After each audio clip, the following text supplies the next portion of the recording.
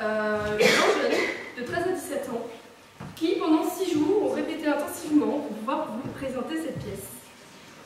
C'est la 3e journée de représentation parce qu'en fait, ils ont tourné dans toute la région de Lons-le-Saunier et ils ont encore une représentation demain à Lons-le-Saunier, enfin à Montmoreau, donc à côté.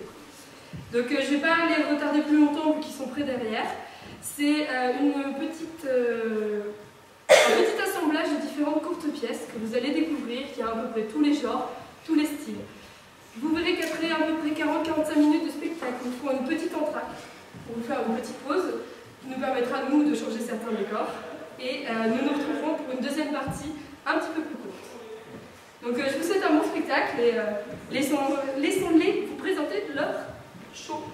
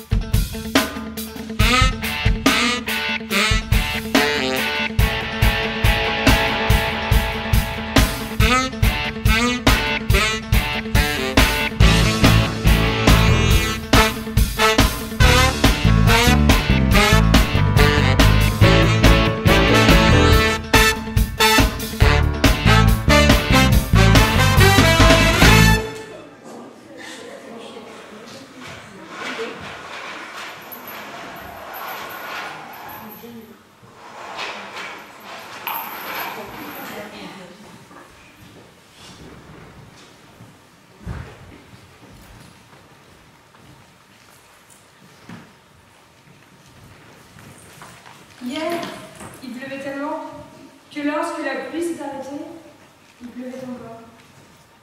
Et votre mère, comment va-t-elle? Dans tous les sens. Avant, quand les portières de train n'étaient pas automatiques, dans la nuit, des gens se trompaient et tombaient sur la voie. C'est même arrivé à un président de la République en pyjama, en pleine campagne. Ah, c'était le bon temps. Quelqu'un m'a dit un jour, dans un train qui passait sur un pont, il avait levé les yeux de son journal, regardé au dehors, et qu'il a vu un enfant qui se noyait, en bas, dans la rivière, 300 mètres plus bas. Il aurait dû tirer le signal d'alarme. Mais ça aurait servi à quoi?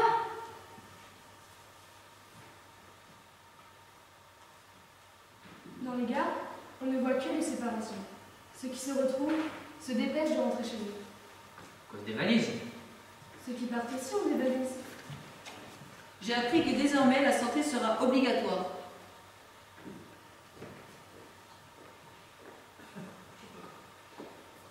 Moi, je suis danois, je mange des rames de la Baltique.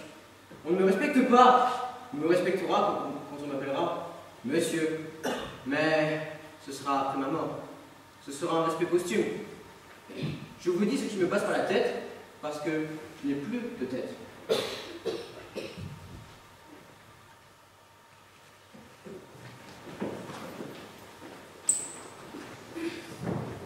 Bonsoir mesdames et messieurs, maintenant que tout le monde est bien arrivé, nous allons pouvoir commencer cette soirée. Ce soir, après l'énorme succès du Festival de Cannes, j'ai l'honneur de vous présenter dans votre magnifique ville de Saint-Amour le Festival de Sucre. Dans cette soirée, vous allez voir des scénettes, toutes les unes les plus différentes que les autres.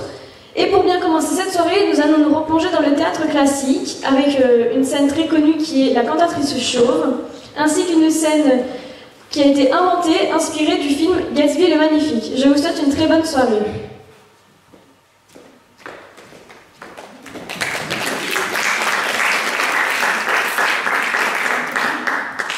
Bonjour mesdames et messieurs. Bonjour madame Smith. Vous m'avez l'air fâchée. Ah, c'est que voyez-vous, ma femme est un peu humiliée de ne pas avoir eu raison. Monsieur le capitaine des pompiers, il y a eu une controverse entre madame et monsieur Smith. Cela ne te regarde pas. Et toi, je te prierai de ne pas mêler les étrangers à une querelle familiale. Oh chérie, ça va. Le capitaine est un vieil ami de la maison. Sa mère me faisait la cour et son père, je le connaissais. Il m'avait demandé de lui donner ma fille en mariage quand j'en aurais une. Il est mort en attendant. Ce n'est ni de sa faute à lui, ni de la vôtre. Enfin, de quoi s'agit-il? Eh bien voilà. Mon mari prétendait. Non, c'est toi qui prétendais. Ah oui, c'est elle. Non, c'est lui. Ne vous énervez pas. Racontez-moi ça, madame Smith. Eh bien voilà. Je suis désolée de devoir vous parler aussi franchement, Mais après tout, un pompier est aussi un confesseur. Eh bien, Ils se disputaient parce que son mari prétendait que lorsque l'on sonne à la porte, il y a toujours quelqu'un. La chose est plausible. Et moi, je lui disais qu'à chaque fois que l'on sonne, c'est qu'il n'y a personne. La chose peut paraître étrange. Mais elle est prouvée, non pas par des démonstrations théoriques, mais par des faits. C'est faux puisque le pompier est là. Il a sonné, j'ai ouvert, il était là. Quand? Mais tout de suite. Oui, mais ce n'est que lorsqu'on a entendu sonner une 4e fois qu'on a trouvé quelqu'un. Et la 4e fois ne compte pas. Toujours que les 3 premières qui comptent. Monsieur le capitaine, laissez-moi à mon tour vous poser quelques questions. allez-y. Quand vous êtes entré et que j'ai ouvert, c'était bien vous qui avez sonné. Ah oui, c'était moi. Vous étiez à la porte. Vous sonniez pour entrer. Je ne le nie pas. Tu vois, j'avais raison. Quand quelqu'un sonne, c'est qu'on entend sonner. Ça veut pas dire que le capitaine n'est pas quelqu'un. Mais certainement pas, mais je te répète que je te parle uniquement des 3 premières fois, puisque la 4e ne compte pas. Quand on a sonné la première fois, c'était vous? Non, c'était pas moi. Vous voyez? On sonnait et il n'y avait personne. C'était peut-être quelqu'un d'autre. Ça fait combien de temps que vous étiez à la porte? Environ 3 quarts d'heure, je pense. Vous n'avez vu personne. Personne, et j'en suis sûr. Est-ce que vous avez entendu sonner la 2e fois? Oui, mais ce n'est pas moi. Et il n'y avait toujours personne. Victoire, on a eu raison. Oui, on a eu raison. Pas si vite. Et qu'est-ce que vous faisiez à la porte? Rien. Je pensais à des tas de choses. Et donc la 3e fois, ce n'est pas vous qui aviez sonné. Si, c'était moi. Mais pourtant, quand on a ouvert, on n'avait personne. C'est parce que je m'étais caché. C'était pour rire. Ne riez pas, monsieur le capitaine. L'affaire est trop triste. En somme, nous ne savons toujours pas si, lorsqu'on sonne à la porte, il y a quelqu'un ou non. Jamais personne. Toujours quelqu'un! Je vous mets d'accord, hein, arrêtez de vous énerver. Des fois, quand on sonne, il y a quelqu'un. D'autres fois, il n'y a personne. Ça me paraît logique. Je le crois aussi. Les choses sont simples en réalité. Embrassez-vous. Oh non, on s'est déjà embrassé tout à l'heure. Ils s'embrasseront demain. Ils ont plus de temps.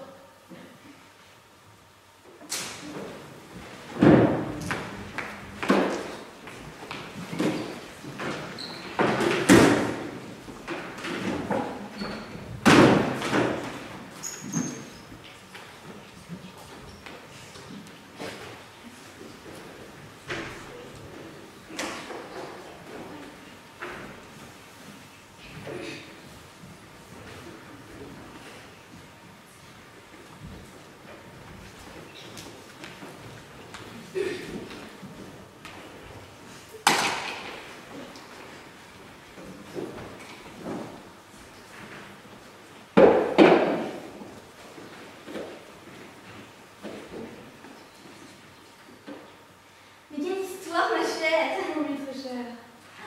C'était absolument magnifique. Je n'en doute pas. Quelle robe magnifique vous avez. Oh, merci. Il y a seulement 2 jours. Quel couturier. Celui de Madeleine, c'est Marie. Oh, je l'aime beaucoup. C'est lui-même qui a créé ma robe de mariage. Oh, elle était splendide. Absolument merveilleuse. Vous vous plaisez ici? Quelle magnifique demeure vous avez. Demeure dans laquelle vous êtes toujours le bienvenu. Merci beaucoup. Merci. C'est très agréable. Bonjour. Excusez-moi de vous déranger, je peux vous proposer un verre? Merci. Maman, je peux prendre un verre de champagne? Vas-y. Merci. Et quel métier faites-vous? Je suis inspecteur. Vous êtes marié? Oui, depuis 40 ans. Ah, monsieur l'inspecteur.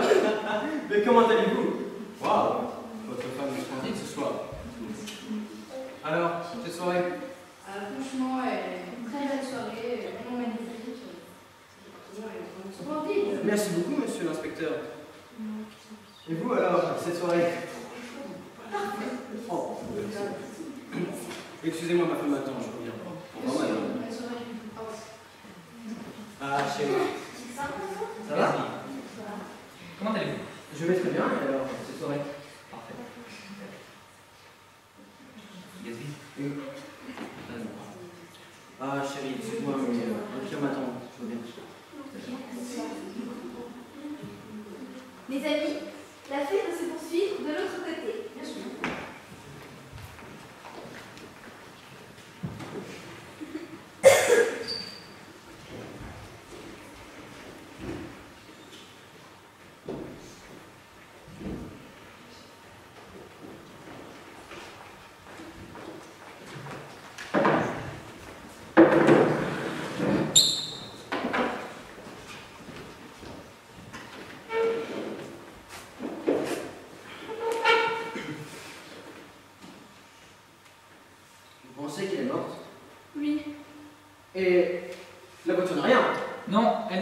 j'ai vérifié.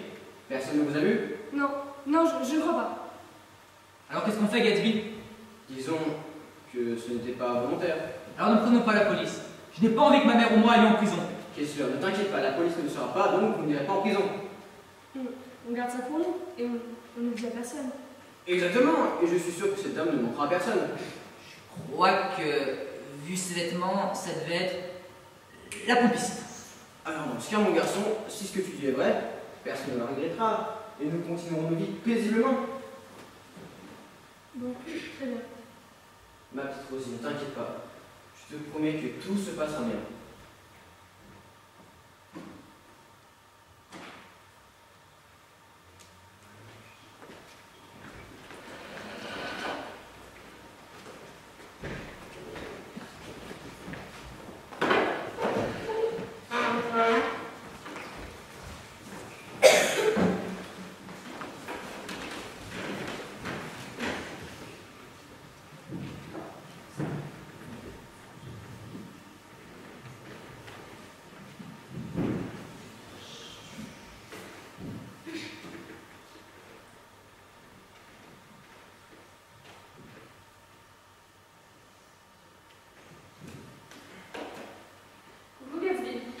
Ah, Rosie.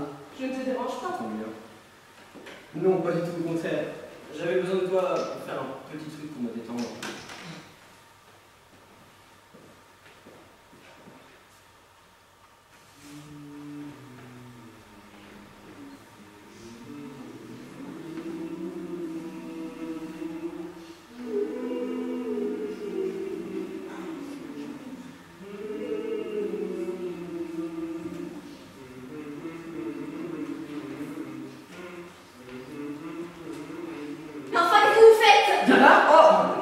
On faisait que danser. Gatsby! Tu ne vas pas recommencer avec tes histoires paranoïaques. Et qu'est-ce qui se passe? On a entendu crier. On m'accuse de choses qui ne me ressemblent pas du tout. Il y a quelque chose de bizarre, mon cher Gatsby. Je les ai surpris en train de danser. Et alors? C'est bon, Diana. T'es comme enfoiré. J'avais bien raison de me méfier depuis le début. Calme-toi. Non, je n'ai plus d'intention de me calmer. Bon sang, on va calmer ailleurs. Viens, on y va. On n'est pas ensemble au secret. Promis, Diana. Bon, viens, maman. Vaut mieux qu'on parte aussi. Au revoir, Gatsby. Salut. Au revoir. Ah là là, bon Gatsby. Quoi? On veut cacher quelque chose, mon cher. Épargnez-moi vos réflexions, monsieur l'inspecteur.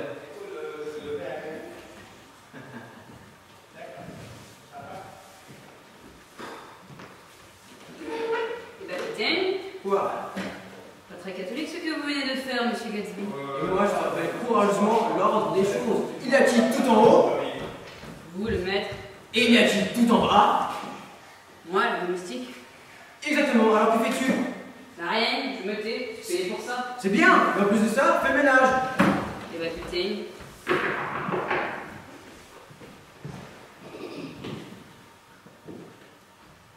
Excusez-moi, monsieur. Oui. Il y a un monsieur à la porte qui veut vous voir. C'est qui ce type? Je ne sais pas, je ne l'ai jamais vu. Faites l'enfer. Bien, monsieur.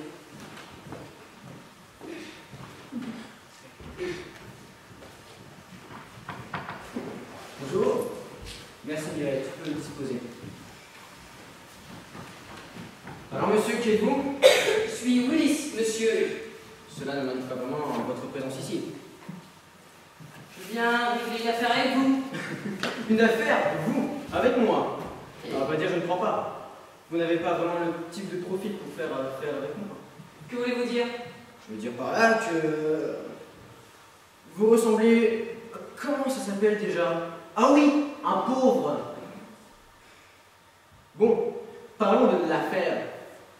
Un petit verre de whisky, monsieur Willis? Pourquoi pas? C'est moi l'homme de la propiste. Pardon? C'est moi l'homme de la propiste. Et ça, c'est pour ma femme.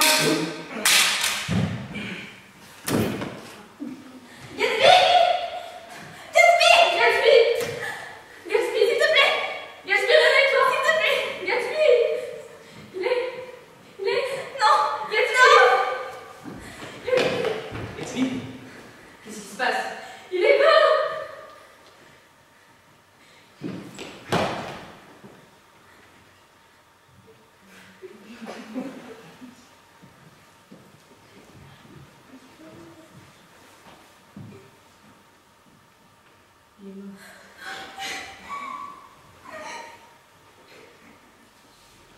Que s'est-il passé? Il s'agit d'un meurtre. Mais qui a pu le tuer?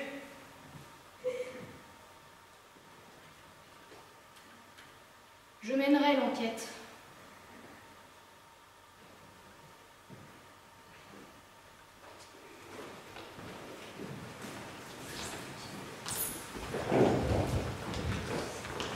Passons à présent à des scènes un peu plus modernes. Je vous propose une discussion entre un frère et une sœur un peu compliquée.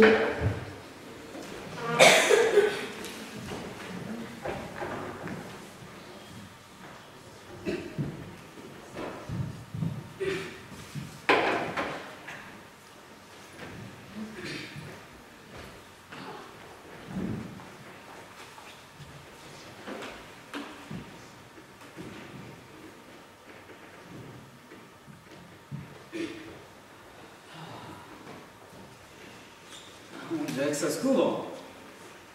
C'est pas dit. Ça va? Tout va? Tout. Je te dérange pas? Jamais. J'ai une nouvelle pour toi. Bonne? Je crois. Tant mieux. Je suis devenu plus intelligent que toi. Ah bon? Ouais.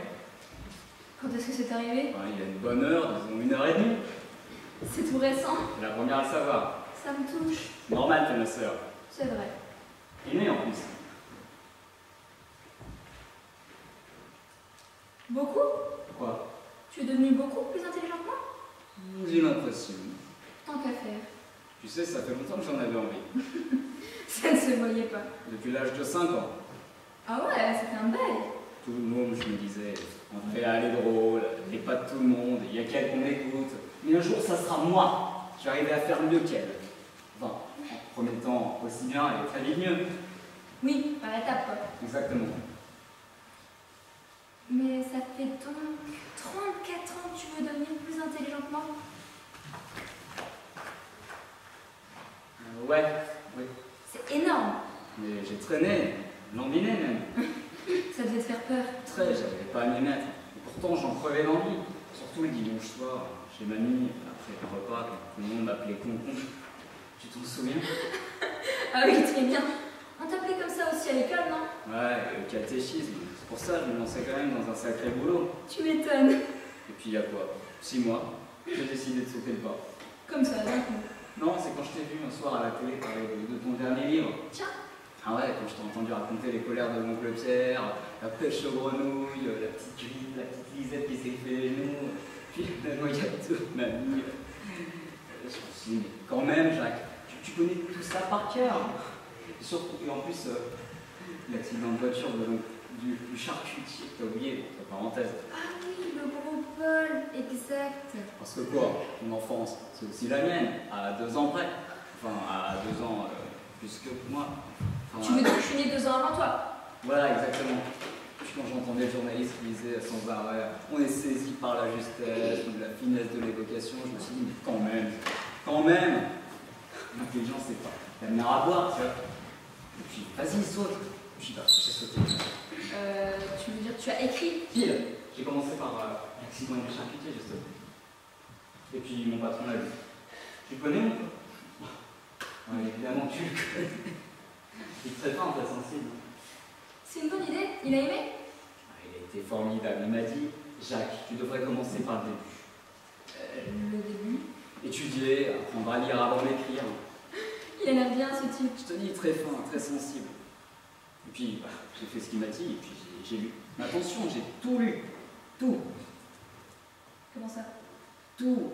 La rhétorique, la logique, les paradoxes, la satire, tout. Même les trucs pas indispensables à l'intelligence, je les ai étudiés, je les ai bossés. Comme les sentiments, par exemple. T'as bien fait. Oh que oui, c'était une pointure, je me disais sans arrêt.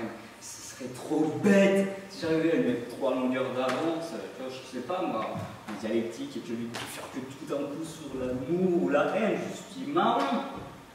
Ouais, tu m'étonnes. Mais je dois avouer que ça m'a bien plu, les sentiments. Oui, c'est vrai, c'est intéressant, les sentiments. Puis il y a beaucoup moins à apprendre que pour l'intelligence, je veux dire. Je t'avoue, je m'en rends pas bien compte. Ah bah, t'en as une dizaine qui comptent, pas plus. pas, la pitié, l'envie, la jalousie. Tiens, la jalousie, c'est quelque chose. Il est costaud celui-là. Il est gros? 2 bouquins épais comme ça, quoi. Attention, pas l'envie, juste la jalousie. Oui, ça m'étonne pas. Bon. Puis, je réciter par cœur les deux. Par cœur! Bravo! Ah ouais, je t'avoue, je suis pas mécontent. Hein. Et moi donc?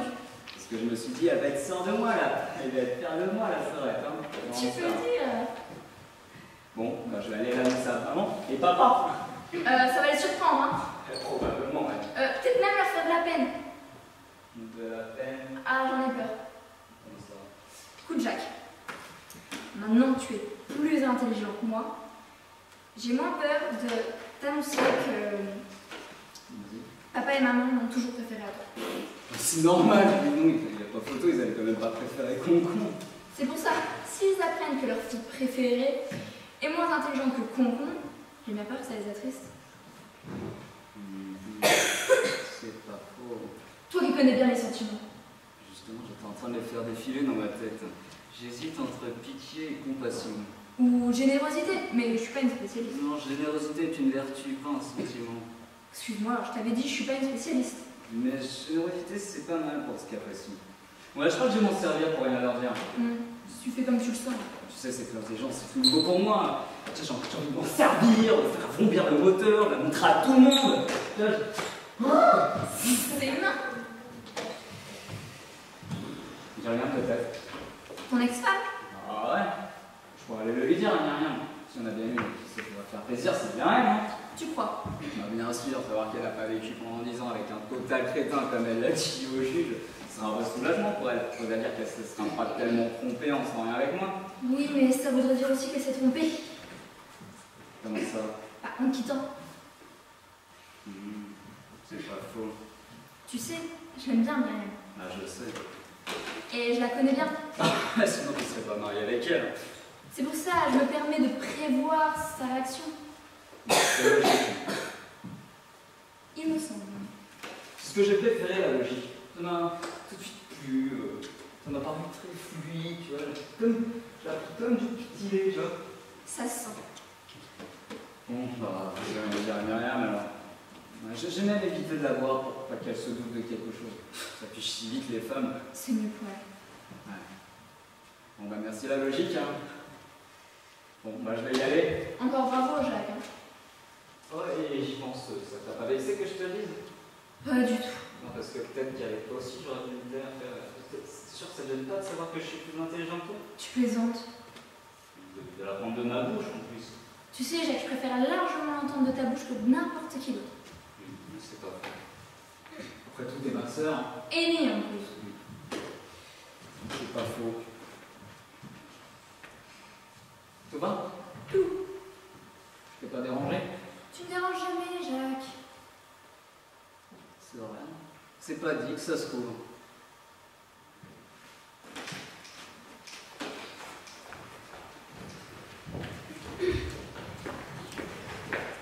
Habituellement, les dimanches matins en famille se font de manière calme et détendue.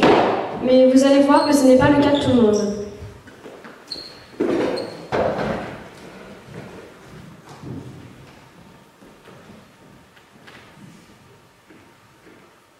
Dans une semi-obscurité, un gigantesque stylo vient se planter dans le sol.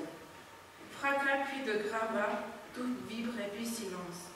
Une porte s'ouvre timidement. Le visage de la fille apparaît. Elle est mal réveillée. Elle allume, elle regarde l'étrange objet fiché au milieu du salon. Puis elle appelle. Papa? Papa? Je suis dans la salle de bain. Il y a un gros stylo bille dans le salon. Quoi? Il y a un gros stylo bille dans le salon. Il a crevé le toit. C'est toi qui as pris le coupon, chérie. Papa, il mesure 3 mètres. Je l'ai posé sur la baignoire. Papa, il y a un gros stylo bille dans le salon. Il est debout. Oh mon Dieu, mais qu'est-ce que tu racontes encore? Qu'est-ce que c'est que ça? Pas un gros stylo bille, papa. Énorme, tu veux dire? Il doit peser entre 5 et 600 kilos. Je crois qu'il est en plastique. Ah ouais? Ouais, c'est en vrai. Liliane! Je suis dans la cuisine. Un stylo bille d'une demi-tonne vient de tomber dans notre salon. J'ai pas compris. Mais qu'est-ce que c'est que ça? Bah, un stylo bille d'une demi-tonne, maman. T'as pas bien compris. Un stylo?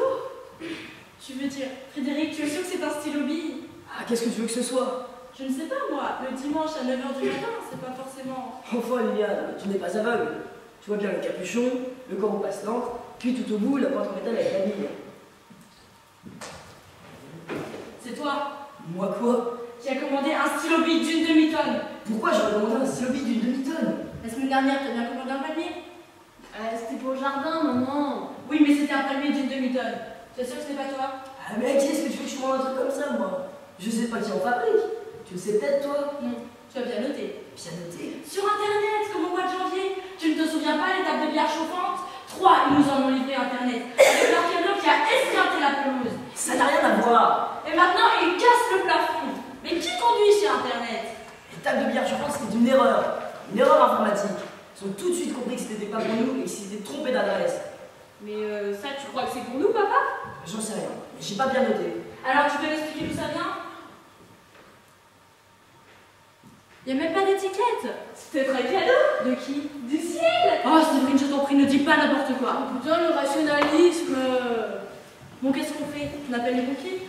Les pompiers? Mais tu vas pas déranger les pompiers un dimanche à 9h du matin pour un misérable stylo bille. Et avec tous les morts sur la route. Alors on ne fait rien? Frédéric, je te parle! On ne fait rien? Alors on ne fait rien, on en profite. Tu veux récupérer l'encre? On profite pas du stylo bille, Liliane. C'est pas tous les jours qu'un instrument d'écriture de cette taille transperce de part en part dans votre maison. Et puis, reconnais que c'est rare, maman, hein. Surtout dans la Creuse. Si! Ta famille est originaire de la Creuse depuis 5 générations. C'est un département magnifique qui nous a donné de grandes joies et de beaux enfants, remplis d'histoire, de géographie, d'animaux superbes, de fleurs multicolores. Alors s'il te plaît, sois-en fier. Déjà qu'avec son nom Creuse, tout le monde croit que c'est un département qui descend, qui est au fond d'un trou, alors qu'en vérité, il est très concave, très au-dessus des autres. C'est peut-être pour ça qu'il a choisi la Creuse, en fait. Qui? Ah, lui. Tu l'appelles lui? Fais pas, il a pas de prénom. Un prénom? Tu voudrais qu'il ait un prénom? J'ai pas dit ça, Liliane. Mais un beau stylo bille avec un prénom, ce serait trop génial. Frédéric, qu'est-ce qui se passe? J'ai l'impression que ça te fait plaisir que ce machin soit arrivé chez nous. Bah tu sais, pour une fois que c'est pas ta soeur qui débarque avec ses mômes, je trouve que c'est une bonne surprise. Une bonne surprise? Tu n'as pas pris ton café, tu es à jeun, c'est pour ça. Non, et puis il faut dire que c'est hyper top pour un dimanche, hein, parce que franchement, c'est super chiant le dimanche. Si tu étais croyante, tu ne dirais pas ça, Séverine. Pour les croyants, je peux t'assurer que le dimanche est un jour de joie et de lumière. C'est le jour où le Christ est ressuscité. Ouais, c'est vrai que ça s'est aussi passé un dimanche. Comment ça aussi? Ah, le même jour, c'est drôle. Tu ne vas tout de même pas comparer la sortie de notre Seigneur Jésus du tombeau avec l'arrivée de ce machin de plastique chez nous? C'est quand même de mystère, Liliane. Le mystère du dimanche. Papa a raison, maman. Non, papa n'a pas raison. Parce que papa oublie que la résurrection du Christ n'est pas un mystère, mais un miracle. Jésus est réapparu après sa mort. Il est allé discuter avec les apôtres et il est monté au ciel. Désolé, il n'y a rien de mystérieux là-dedans. Tout le monde l'a vu. Faut dire que le stylo bille aussi, on le voit. Série, s'il te plaît. Reconnais, on le voit parfaitement. Putain, et si c'était un miracle en moderne? Non, là, c'est que je t'interdis. Mais quoi, mais maman, mais un miracle à la maison, ce serait juste d'enfer! Stop! Maman, stop! Bon, Liliane, on est au XXIe siècle, il faut que tu acceptes que les miracles progressent. C'est pas toi qui vas m'apprendre ce qu'est un miracle. Je te rappelle que nous sommes chrétiens depuis 37 générations dans ma famille. Et pas des bigots, pas des chaisières. Des vrais chrétiens. Les chrétiens de la Creuse. Ceux qui ont arrêté les Arabes à Poitiers. C'est pour ça que j'ai coupé ton palmier dans le jardin. Ça m'a fait trop de mauvais souvenirs. En même temps, qu'est-ce qui me dit que c'est un miracle chrétien? Qu'est-ce que tu veux dire? Il y a d'autres religions super, maman! Allah? Tu crois que c'est Allah qui... Ah, Liliane, tout est ouvert. Où est-ce que tu vas? Appelez les gendarmes. Oh, putain, le rationalisme. Liliane, tu vas pas appeler les gendarmes. Qu'est-ce que ça a changé peut-être, hein? Ils vont mesurer le stylo-bille, encore le prendre en photo, lui poser des questions comme pour les poules du voisin, mais ça va rien donner, ils vont rien trouver, c'est tout. C'est tout, ils vont rien trouver. Frédéric, ne dis pas de mal des gendarmes de la Creuse. Liliane, il faut que tu comprennes une chose, c'est qu'il y a des choses qu'aucun gendarme au monde ne peut comprendre, et certainement pas un stylo-bille fiché dans un parquet. Allah est peur que son habitude. Et si c'était autre chose? Autre chose? Yann, imagine qu'on était choisis. Choisi? Élu, si tu préfères. Élu, mais par qui? Par le supermarché? À cause de ma carte d'identité? Au rayon papeterie? Tu penses que c'est ça? Non, pas vraiment. Et alors, il est par qui? Imagine, une force supérieure. Une force supérieure? Mais ce serait trop génial! Frédéric, tu me fais peur. Oh, moi j'adore, c'est trop bien. Après tout, peut-être qu'on le mérite. Hein. Mais qu'est-ce qu'on a fait? Ah bon, en tout cas, j'ai beaucoup travaillé. Hein. J'ai élevé ma famille, j'ai nourri ma fille. Je suis allé tous les étés à Concarneau avec vous. J'ai prêté ma voiture à ton frère. Et qu'est-ce qu'il a fait? Bah, il m'a mis sur le fossé. J'ai payé la femme de ménage pendant des années. Et je dînais avec toi et ta mère tous les mardis, depuis son début de péché le vendredi aussi. Et puis, si j'ai bonne mémoire, j'ai pas mis les pieds dans un champ de course depuis 86. Et alors? Bah, et alors, peut-être que quelqu'un est venu me dire aujourd'hui, ça suffit Frédéric, va-t'en, pars. Quitte la Creuse. Frédéric, ce n'est pas possible. Qu'est-ce qui n'est pas possible, Yann? Est-ce que ce matin, en nous réveillons, nous pensions possible qu'un stylo-bille s'écrase dans notre salon? Non, c'est vrai. Désormais, tout est possible. Putain, le kiff! Je vais faire ma valise. Dingue, c'est dingue. Frédéric! Je suis obligé. Dis-moi la vérité. Il t'a parlé? Qui? Lui. Est-ce qu'il t'a dit quelque chose? C'est un stylo-bille, Yann. Ça n'a pas de bouche. Alors comment tu sais que tu dois partir? Il faut que tu comprennes une chose une bonne fois pour toutes, Yann. C'est que je ne suis pas seulement un paquet de viande dans un pyjama. J'ai aussi une âme, un instinct, une spiritualité matinale très développée. C'est vrai, j'ai toujours essayé de la cacher pour ne pas avoir l'air trop différent des habitants de la Creuse. On va dire qu'ils sont terriens. Yeah! Séverine, je t'en supplie. Mais quoi? Mais maman, mais regarde comme il bouge, comme il est sexe, on dirait une rockstar. Moi j'adore qu'on m'appelle l'appelé par Dieu. Hein. Voilà, c'est ça le mot, appelé. Dès que lui, là, le stylo-bille, il est arrivé, j'ai capté cet appel. Parfait, Frédéric, va-t'en. Tu sais que c'est l'anniversaire de papa ce soir. Ouais, je sais bien. Tout le monde sera là. Corinne, Françoise, Jojo, Jean-Loup, Yvonne. Mouloud, il viendra? Non, Mouloud ne viendra pas. François et son frère, Sophie qui vient d'accoucher, et même les cousins de la cour du Sud. Miguel, tu sais que j'aurais adoré être avec vous. Surtout que je n'ai jamais manqué un seul anniversaire de famille. Jamais un seul. Mais bon, on a vu les circonstances, tu comprends bien. Mais qu'est-ce que je vais leur dire? Pas la vérité, hein, que j'ai été du tôt ce matin. Oh, comment ça va les fendre? Bon, j'ai peur qu'ils se fâchent. Ils vous appellent pas de fois en général. Mais go, papa, go! Tu ne l'emportes pas? Non, j'ai fait tout moi-même, tu vois. Comme quoi, c'était écrit. Allez, bisous. Putain, maman, le stylo, il a écrit. Quoi? Le stylo, il a écrit par terre? Non. Vas-y, juré. Qu'est-ce qu'il a écrit? Il a écrit replante à palmier. J'en étais sûre. J'aurais dû appeler les gendarmes. Putain, quel dimanche je dois faire, c'est trop génial. Ouais,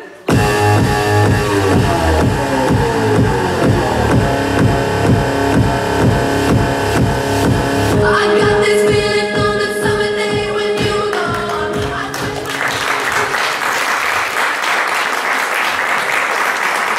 Avant de faire une courte pause, je vous propose une scène dans laquelle vous vous retrouverez dans un musée d'art contemporain.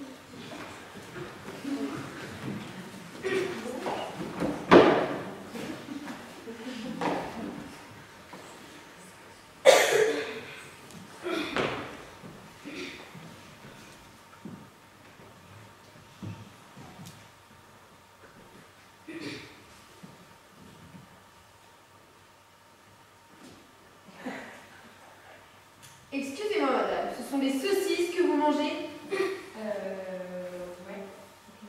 Ce n'est pas permis de manger des saucisses dans les musées. Ah, je suis désolée, je croyais que c'était autorisé. Non. Les saucisses, ça n'a jamais été autorisé. Enfin, pas ici, que je sache. Non, mais je crois. Ah, je vous dis pas qu'en Chine, et encore, parce qu'en Chine, c'est beaucoup plus réglementé, beaucoup plus sévère qu'ici. Je suis désolée. Il n'y a pas de mal. Ah là, j'adore ce métier. Et en plus d'être un métier que j'ai choisi, ce n'est pas un métier que je suis obligée de faire pour nourrir ma famille. Je n'ai pas de famille. Et je ne me nourris pas. Oh, vous voulez ma saucisse? C'est pas de refus. Je suis désolée, il m'en reste plus qu'une. C'est pas grave, je la mangerai après le service. Et il y a un problème. C'est que je ne peux pas m'autoriser des choses que j'interdis aux autres. Et acheter ma saucisse? C'est dans ma nature. Depuis que je suis haut comme ça, ce que j'interdis aux autres, je ne le fais pas. J'avoue que j'ai pas vraiment d'avis sur cette morale un peu stoïque, mais si elle vous aide à lire, Beaucoup. c'est le principal. Vous savez, madame, je vais vous demander de ne plus me parler. Parce que bien évidemment, les gardiens ont le droit de parler aux visiteurs, mais on n'a pas le droit d'engager une conversation sérieuse avec eux. Ils ne surveillent plus tout à fait le musée, les visiteurs, les œuvres qu'ils touchent. C'est compréhensible. Vous savez, c'est un drôle de métier. J'avoue que là, je m'en rends pas bien compte. Ah, je l'aime bien quand même. Allez, au revoir, madame.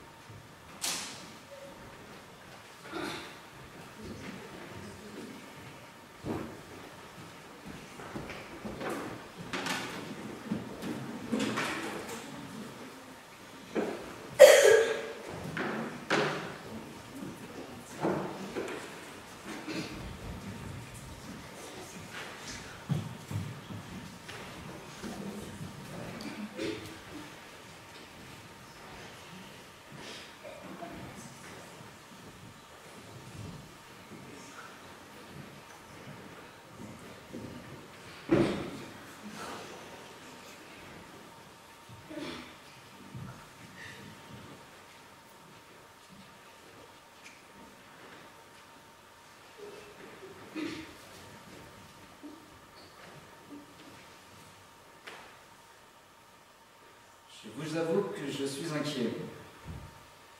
En effet, il me semble que j'ai disparu.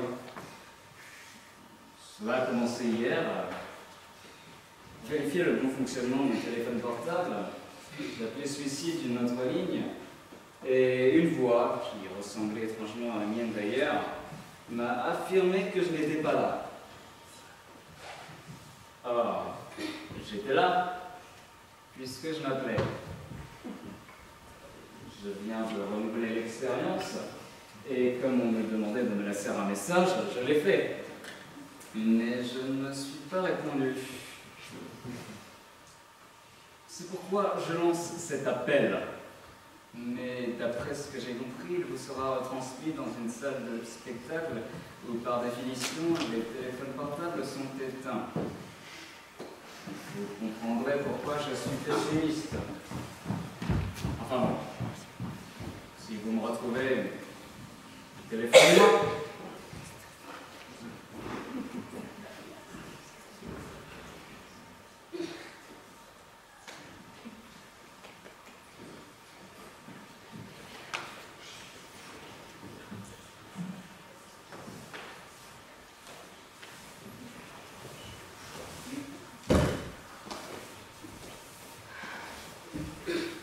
Les anesthésistes devraient faire des stages dans les salles de théâtre. Et pourquoi donc?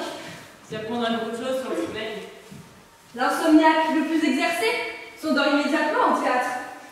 Je veux dire que dormir au théâtre, c'est quand même moins cher qu'une nuit d'hôtel. Mais les toilettes sont sur le palier.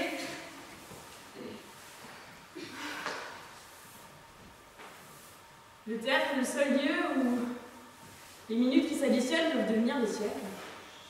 Et la tirade la plus longue arrive souvent au moment où on croit que c'est fini.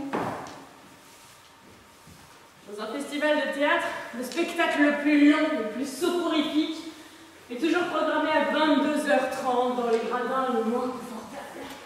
Quant au spectacle le plus réussi, il a eu lieu la veille de notre arrivée.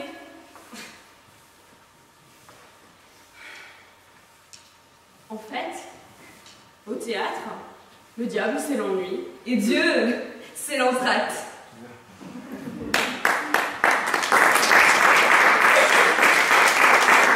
Ouais. et messieurs, nous interrompons ce spectacle par une courte entracte de 10 minutes. Alors à très vite.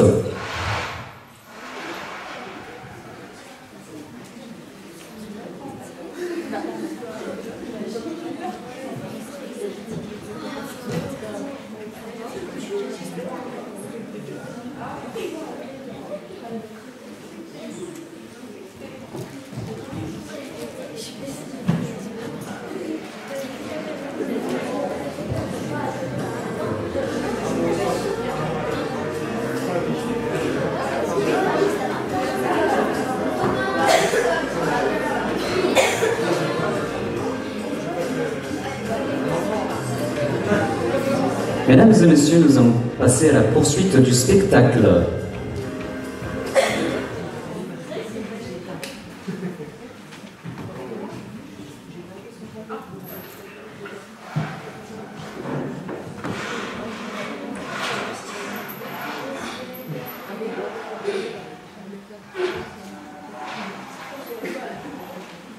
Bonsoir. Malheureusement, nous avons eu un petit contretemps. Notre présentatrice a disparu. Mais en attendant, le festival doit continuer et nous allons vous montrer des scènes avec des bureaux de réclamation très spéciaux. En attendant, je mène l'enquête pour la retrouver.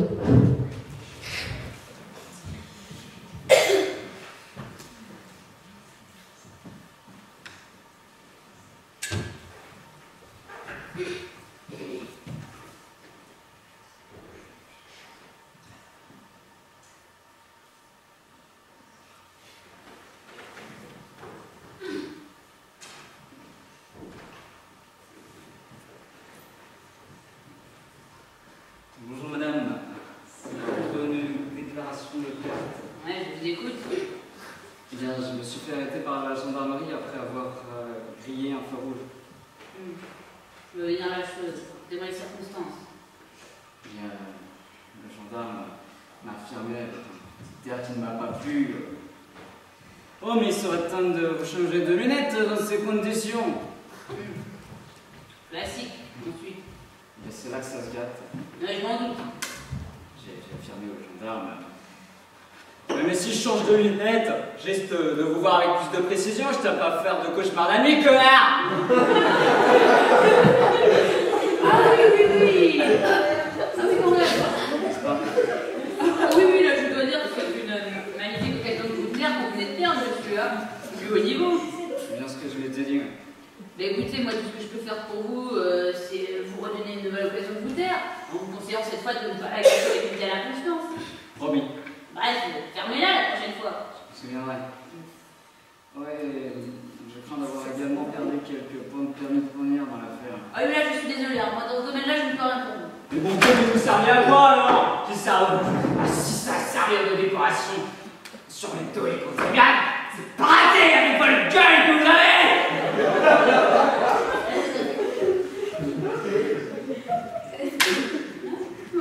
Vous venez de la terre. Pardon. L'occasion toute neuve que je venais de vous redonner. Envolée. J'en ai plus dans le stock. Ah mince, je suis encore. Mais récidiviste et mal embouché. Allez, finissez de vous derrière. Je vais perdre patience. Suivant.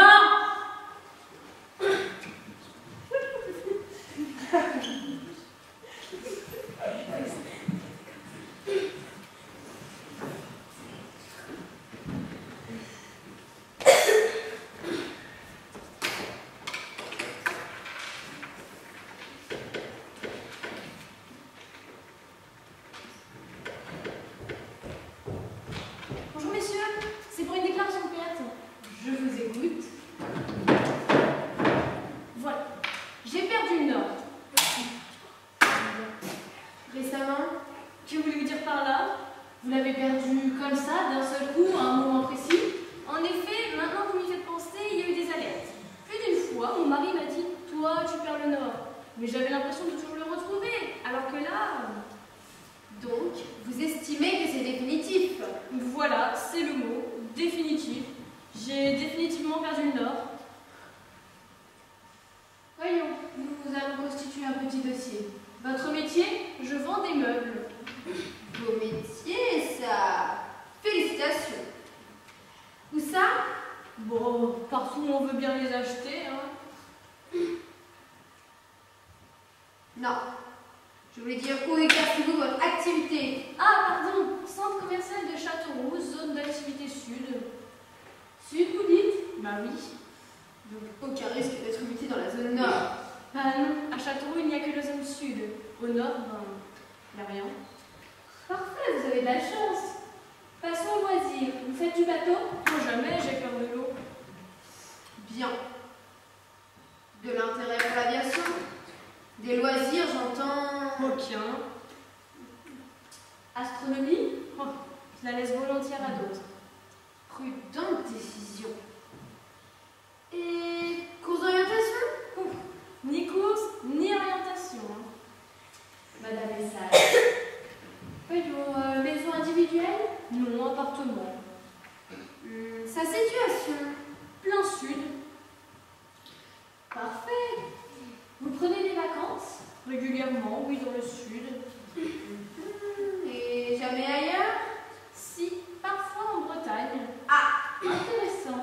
Côté Manche ou côté Atlantique? Atlantique, Atlantique toujours. Bretagne Sud, donc. Eh bien, madame, si je puis vous rassurer, vous ne devriez connaître aucun désagrément.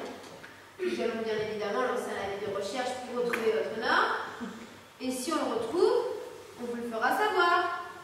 Mais franchement, ne vous attendez pas qu'à des résultats positifs. Hein. Le nord, c'est très volatile.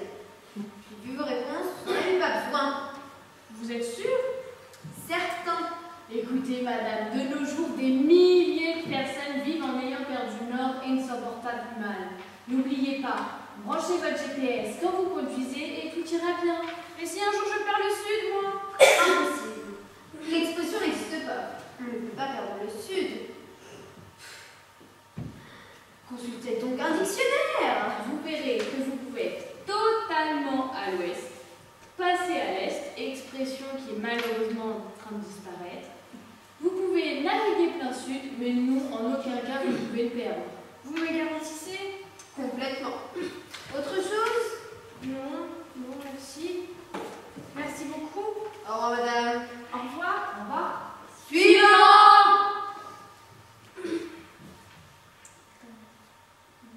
Madame? La sortie en couloir nord. Par là. Bah, oui. Oh la vache. J'avais pas pensé à ça.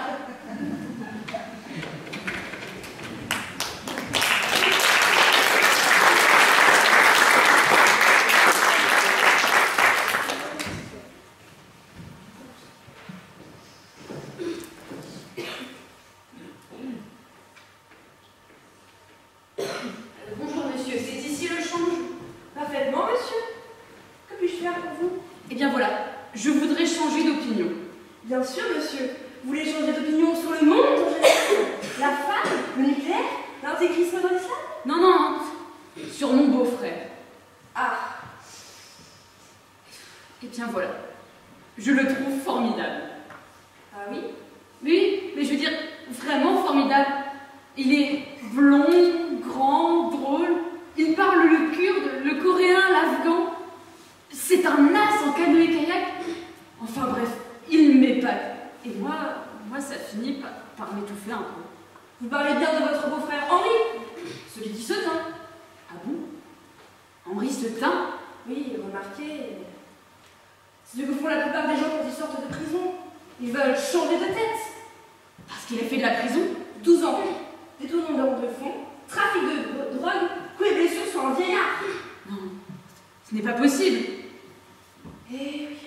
Votre frère ne vous a jamais parlé? Mais non. Geneviève est au courant? Oui, eh bien en fait, ça fait 6 ans qu'ils couchent ensemble. Oh le salaud! Je dirais plutôt l'ordure. Enfin, oui, mais ça n'empêche pas de subjuguer tout le monde au canoë-kayak.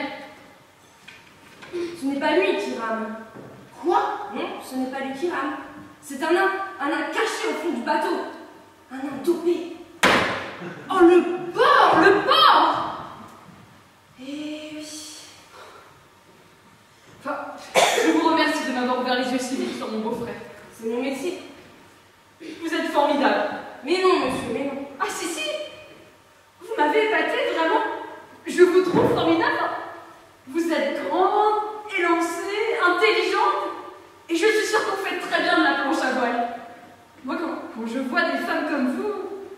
sens peu de choses. Ça m'étouffe. J'aurais peut-être dû lui dire que je me piqûre tous les soirs après le turpan.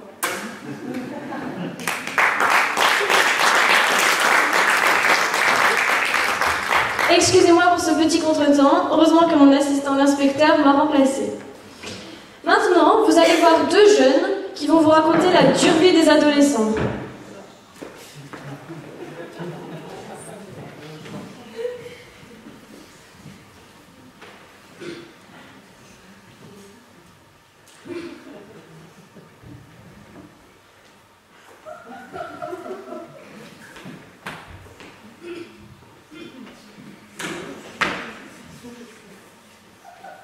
Boire pour oublier. Fumer jusqu'à s'oublier. L'adolescence se résume à ça. Un passage de ta vie qui te marque à jamais. Où toutes tes émotions surviennent en même temps. C'est beau l'adolescence. Ah oui, c'est beau. Mais putain, qu'est-ce que c'est difficile. Tu dois choisir ton futur sans oublier ton passé. Tu dois prendre des décisions par toi-même. Tu fais des erreurs, mais tu t'en fous. C'est comme ça qu'on apprend. Tu cherches à savoir qui tu es vraiment. Ce qui te définit le mieux. Tu fumes. Tu bois. C'est comme ça que tu t'amuses. Tu testes de nouvelles choses. Tu fais de la peine à certains. Oui, mais tu remplis de joie d'autres personnes. Tu ne sais pas vraiment ce que tu veux. T'aimes tout ce qui est à la mode. Même si t'aimes pas, c'est pas grave. Tu veux un métier cool, mais t'en as pas les capacités. Tu veux réaliser tes rêves, mais tu t'en donnes même pas le fond. T'es amoureux, forcément avec le cœur brisé. T'as de mauvaises notes, c'est cool. Tu baisses pas, t'es un coincé. Tu rêves, sans jamais en avoir trop le temps. Tu souris, même si au fond tu souffres. T'es heureux, mais ça ne dure pas longtemps.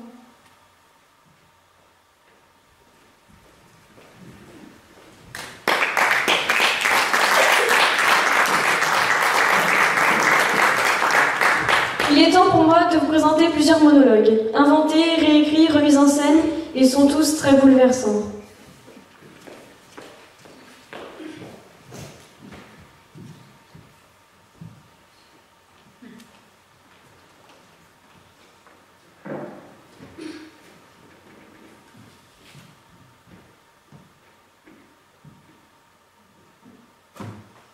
J'ai déjà vu ça plusieurs fois.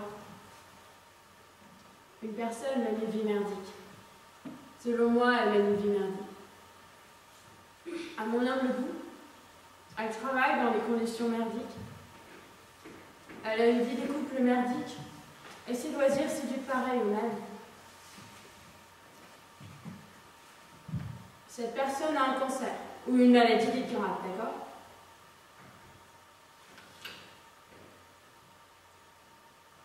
La personne en question finit par s'en sortir. Et qu'est-ce qu'elle fait? Pareil qu'avant, elle retrouve la même vie, aussi merdique qu'avant. Elle vit une seconde vie, pareille à celle d'avant. Elle continue à se vautrer dans la même merde. Elle peut être insensée au point que même la mort ne nous donne pas l'occasion, une fois qu'on l'a esquivée, d'envisager différemment le reste de notre vie.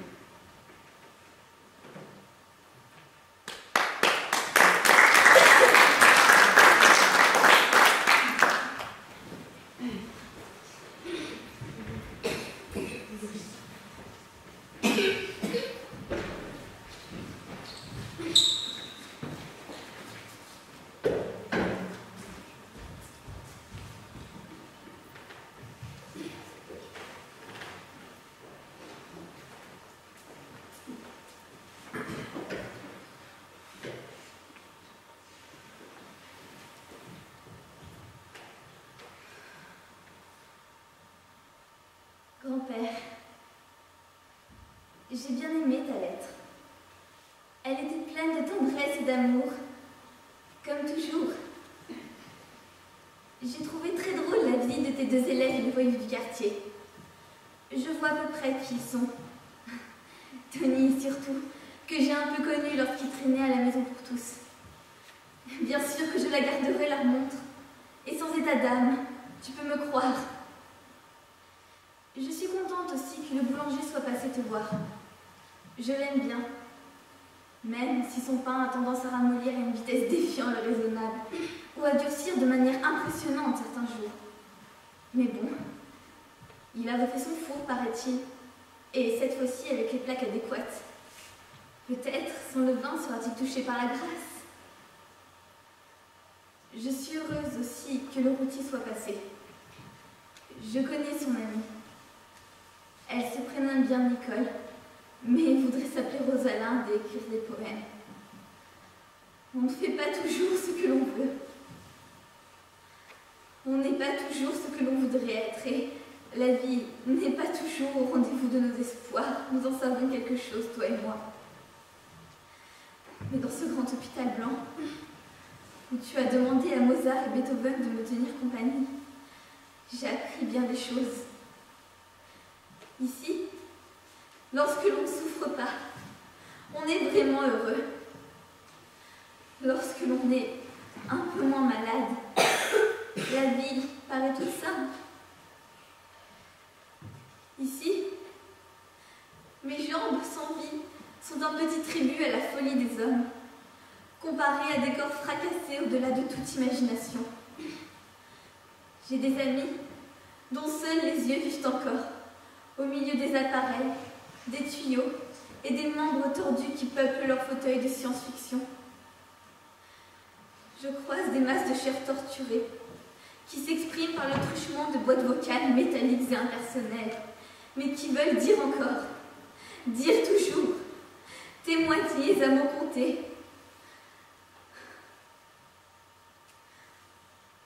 Je côtoie d'étranges assemblages où l'on ne sait plus très bien où s'arrête le fer, le plastique, le caoutchouc, et où reprennent leur place la peau, la chair, la vie. Au milieu de cette cour des miracles, d'une extrême violence et d'une grande tendresse grand-père, il y a aussi, et comme partout, du rire. Il nous est arrivé il y a quelques jours un étrange personnage. C'était un ambassadeur de France. Il était en poste au Qatar oriental, m'a-t-on dit. Je ne sais pas où c'est, mais tu le sauras, toi, qui as voyagé toute ta vie avec tes élèves sur les maps-mondes et les atlas. Il a été électrocuté dans des circonstances incroyables. Il faudra que je te raconte cela. Le docteur Renaud riait tellement en me rapportant cette aventure qu'il a oublié de me dire à quelle heure il viendrait me chercher demain matin. Alors j'attends, avec Mozart, Ariane.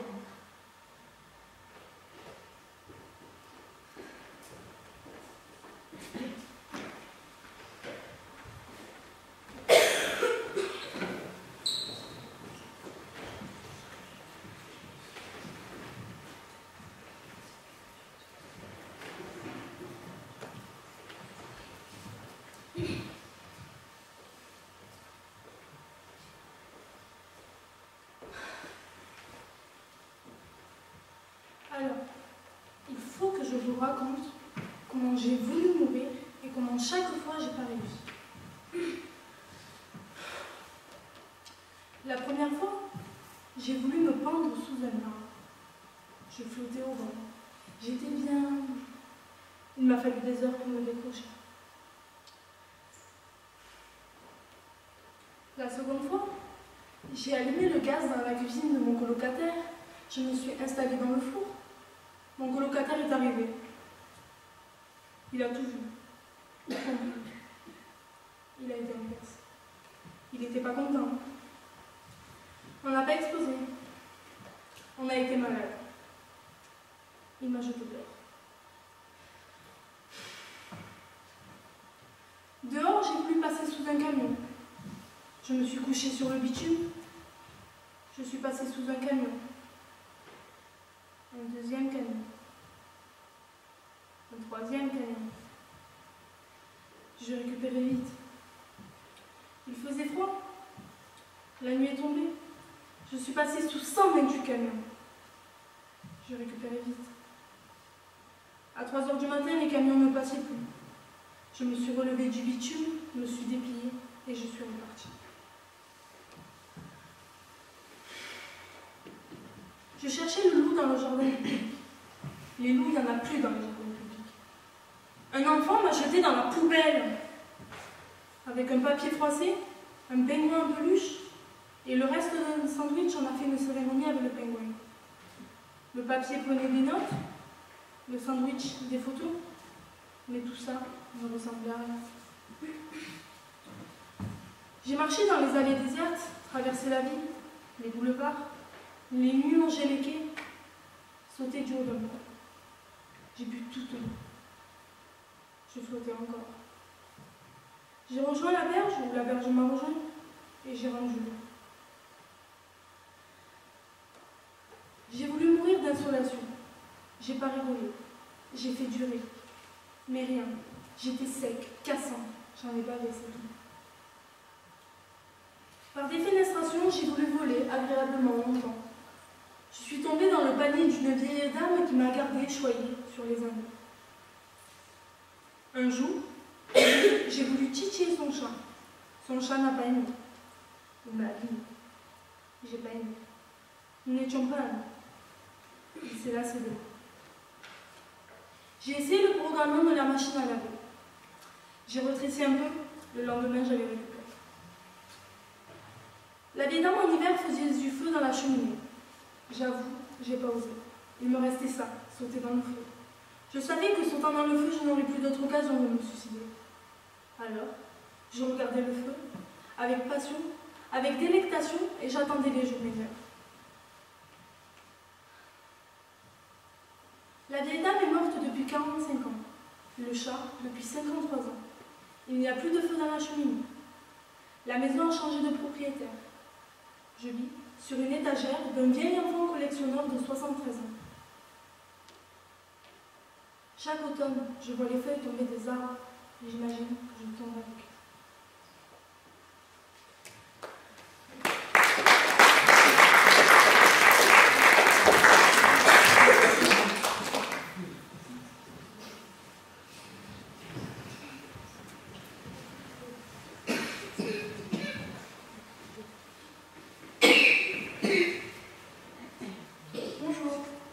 Je m'appelle Aurore.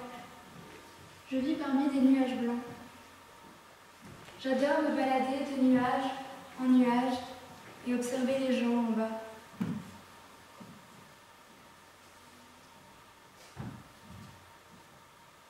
En fait, mes parents ne se sont jamais vraiment occupés de moi. Sans doute que je ne les intéressais pas. Enfin, je les intéressais lorsqu'ils étaient malheureux, parce qu'ils me portaient responsable de leur malheur.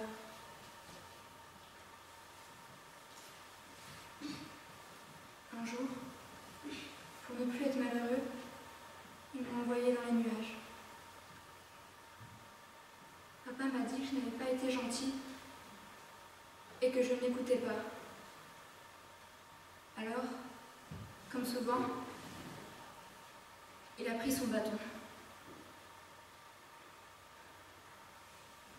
Mais à la différence des autres fois, je n'ai pas eu mal longtemps. À la fin, j'étais même soulagée. Je ne ressentais plus rien. Et c'est là que j'ai rencontré mes nouveaux amis, les nuages.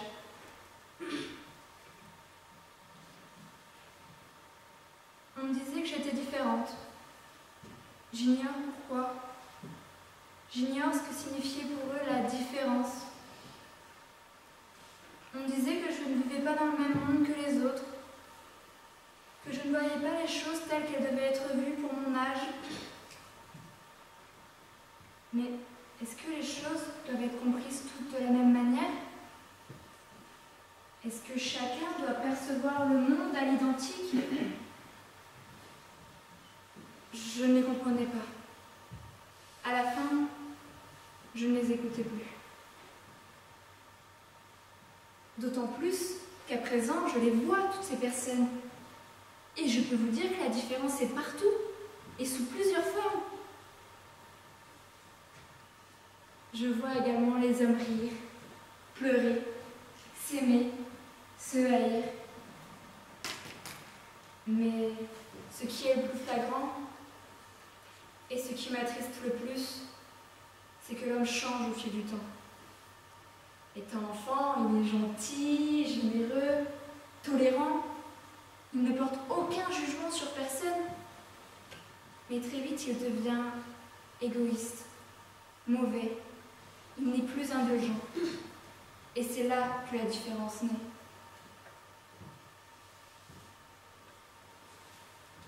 À présent, je suis sereine.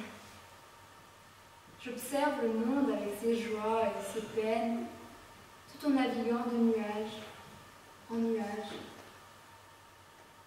Mais malgré cela, mes parents me manquent. La vie me manque. J'aurais aimé montrer à toutes ces personnes que quel que soit le physique, les capacités, le caractère, on a tous des chances de réussir sa vie et d'accomplir ses rêves.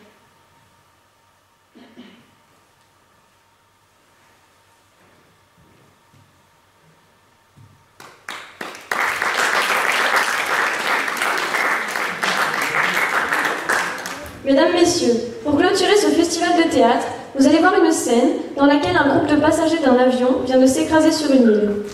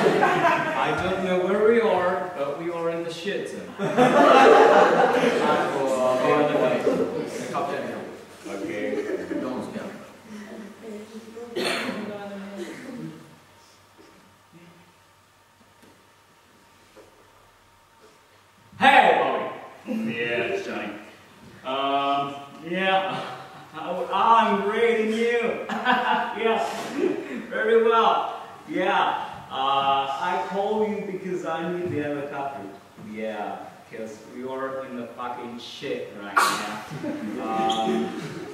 Yeah, we are somewhere over the rainbow, you know. Yeah, that, yeah. So, it's great for you. Oh, I love you, Bob. Oh, I love you. Yeah, I love you. Oh, yeah. Yeah, I love you. So, for now, you're okay. Yeah. Yeah. Yeah, mommy. Yeah, yeah, thank you, mommy.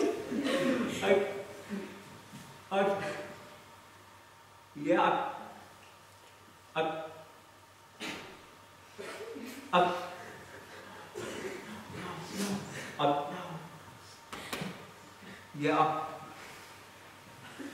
Okay. I can't, mommy. But I'm talking. Let me talk. Okay. Thank you. Okay, mommy. I love you. You know that I love you. Okay. Bye, mommy. Bye. That's all, man. Yeah. Yeah. Oh, yeah. Good. Oh, yeah. Thanks, Bobby. Yeah. Oh, yes. Yeah.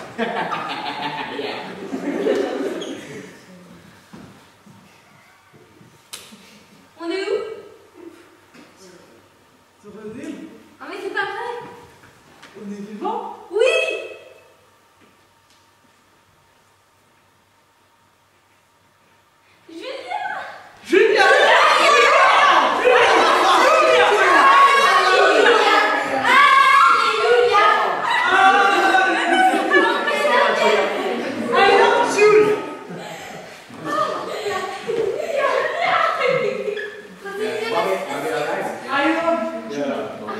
Excuse me, Julia. I have a question. Do you have a McDonald's? Yeah, I'm hungry. Yeah. This is the dessert item. What the fuck? Yeah, tu parles. On est sur une île déserte. Course. This is the dessert item. Nima vodka. This is the dessert item. Kill the bird.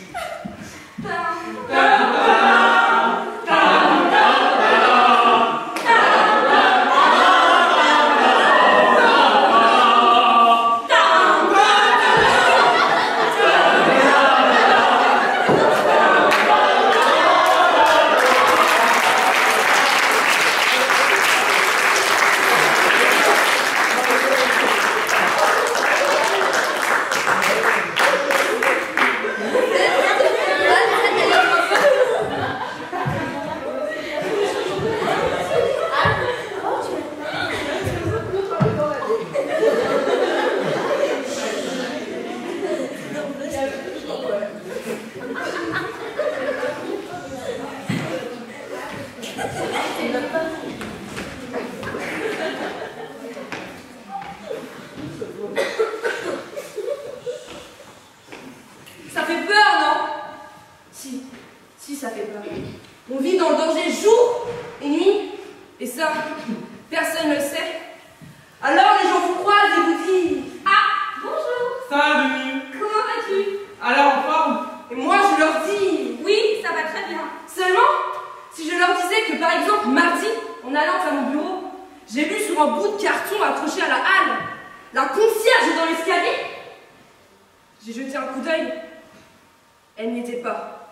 Juré. Ça fait peur, non? Si je leur disais Je les vois venir d'ici, ils me diraient... Mais c'est dans ta tête. Mais quoi dans ma tête? Et puis, qu'est-ce qu'elle a, ma tête? Attends un peu, tu l'es trop. Non, non, justement, je n'y plus. La dernière fois que j'ai lu un livre, c'était dans le train. Je m'en allais à Stuttgart, en Allemagne. Tiens, c'est comme ça aussi. Pourquoi tout le monde dit Stuttgart alors que c'est si simple de dire Stuttgart? Pourquoi? Ça fait peur, non?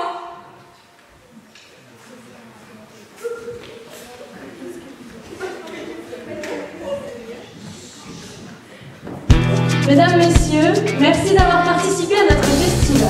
Avant de le clôturer, j'aimerais féliciter et vous présenter tous les comédiens et comédiennes présents ici, présents ce soir. Je vais vous les présenter maintenant. Je vais commencer par Julien, Julia,